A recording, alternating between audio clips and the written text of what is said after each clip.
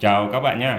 Mình chia sẻ cái mũi khoan đa năng ha, để chuyên khoan vào cái gạch men nó không bị bể nha các bạn. Đây các bạn nhìn cái quan sát cái mũi khoan này ha. Rồi giờ mình sẽ tiến hành luôn nha. Thì để tránh nó bị nát cục gạch ha, thì mình cứ căn làm sao, nếu mà căn được á, thì các bạn căn vào ngay cái mép gạch này nha các bạn. Rồi mình sẽ để chế độ búa và mình để nhẹ thôi nha các bạn, để tránh tình trạng ong gạch, để khoảng mức 4 mức 3 gì đó đều được nha. Rồi mình khoan nha.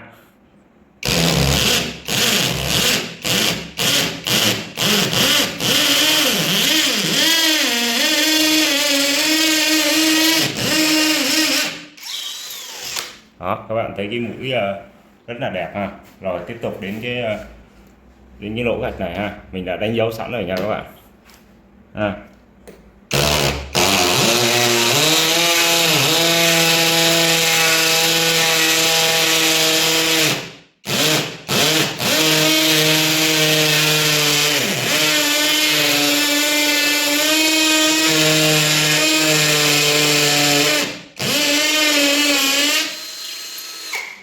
Rồi rất là đẹp luôn nè các bạn, ngon lành ha.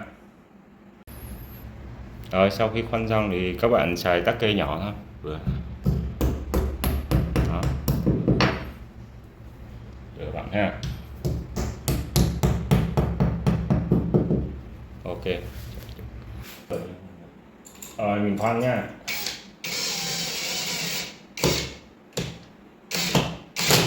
Đó.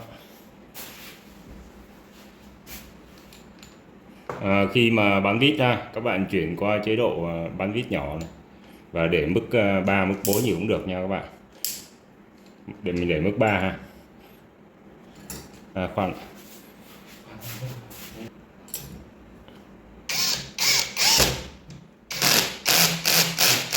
Rồi rất là chắc chắn luôn. Rồi cảm ơn các bạn đã xem video, chào các bạn nhé.